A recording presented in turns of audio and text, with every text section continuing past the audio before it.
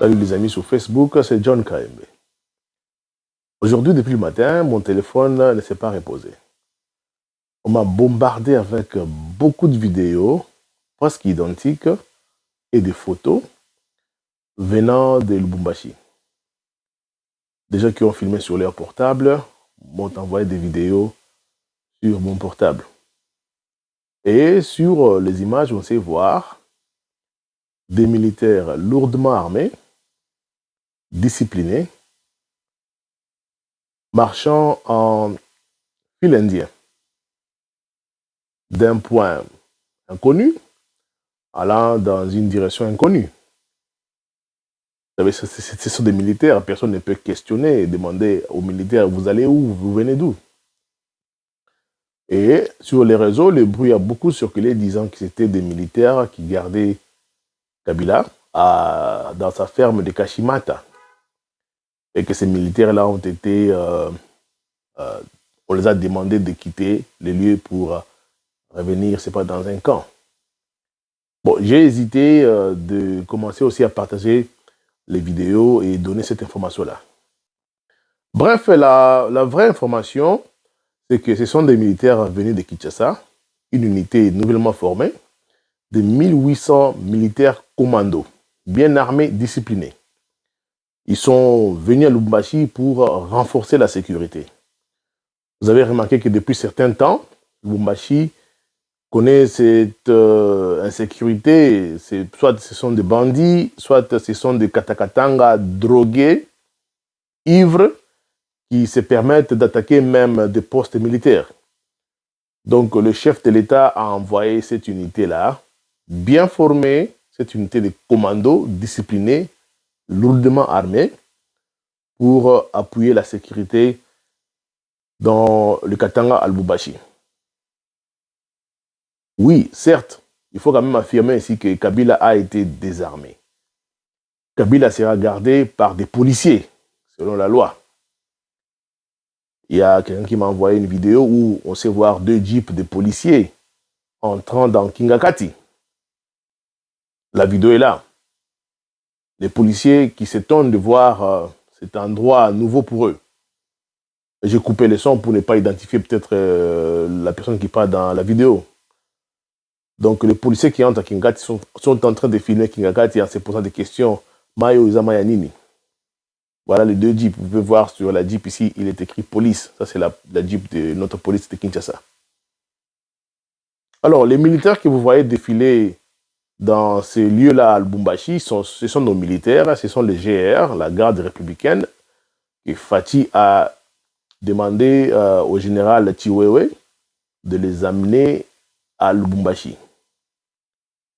Je pense que le message est lancé contre ces gens-là qui s'aventurent à prendre du chanvre dans la forêt et puis sortir pour attaquer les installations militaires.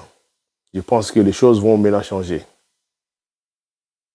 Voilà un peu la petite vidéo de ce soir, la petite vidéo d'aujourd'hui, juste pour renforcer l'information que je viens de recevoir et les images que vous voyez là à côté. Je vais peut-être mettre ça aussi à la fin de la vidéo pour que vous puissiez voir en grand format.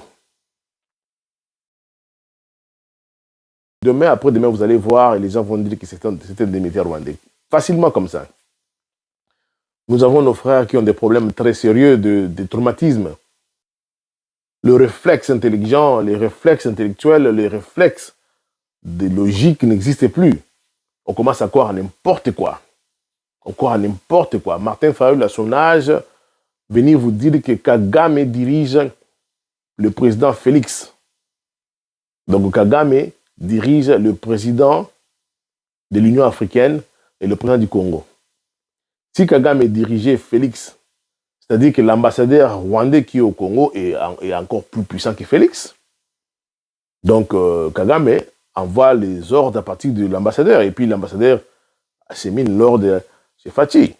Donc vous comprenez un peu, on ne peut pas parler de ce genre de choses ici, c'est tellement enfantin, c'est de la folie. J'ai peur de dire que Martin Fayulu peut être une victime d'un traumatisme. Martin Fayulu peut être victime d'un traumatisme qui crée en lui ce genre de raisonnement. Un politicien à son niveau ne peut pas commencer à attaquer un pays ami, surtout un pays puissant comme l'Amérique, devant des petits journalistes de TV5. Vous voyez un monsieur qui est interviewé, politicien de son rang, interviewé par un journaliste jeune qui est dans sa chambre, assis sur son lit, et Martin Fayol est en train de dire des choses contre l'ambassadeur américain. Pour les newsologues qui ignorent un tout petit peu les choses, comment ça se passe au monde, l'ambassadeur américain que vous voyez là, oui, c'est un fonctionnaire américain qui travaille comme ambassadeur au Congo. Derrière l'ambassadeur, c'est l'Amérique. Il ne faut pas vous amuser.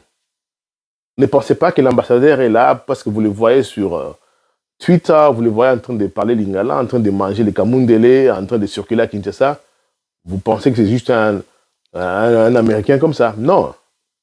Il représente l'Amérique. Et derrière lui, il y a la puissance américaine. Il y a des gens plus grands que lui derrière lui.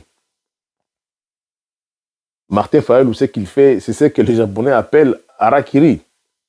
Il est en train de se tuer politiquement. Voilà un peu la petite vidéo de ce soir. Donc, l'armée que vous avez vue au Congo, enfin, à Lubumbashi, les militaires que vous avez vus en train de circuler à Lubumbashi, ce sont nos militaires envoyés par le président Fachi. Ils sont venus avec leur général, le général Chiwewe. Ils sont à Lubumbashi pour renforcer la sécurité. Et puis pour envoyer un message à tous les drogués, à tous ces gens-là qui prennent des trucs forts, hein, que prochainement, vous osez, c'est fini. On va vous faire très mal. Donc, ça sent maintenant les militaires à Lubumbashi. Ça sent la sécurité. Ils sont là pour ne pas s'amuser. Bah, tourisme été. Ils ne sont pas venus voir Lupopo. Ils ne sont pas venus voir Mazembe. Ils sont venus pour sécuriser la population. Ils sont venus pour sécuriser notre pays. Ils sont venus pour sécuriser Lubumbashi. Bye bye.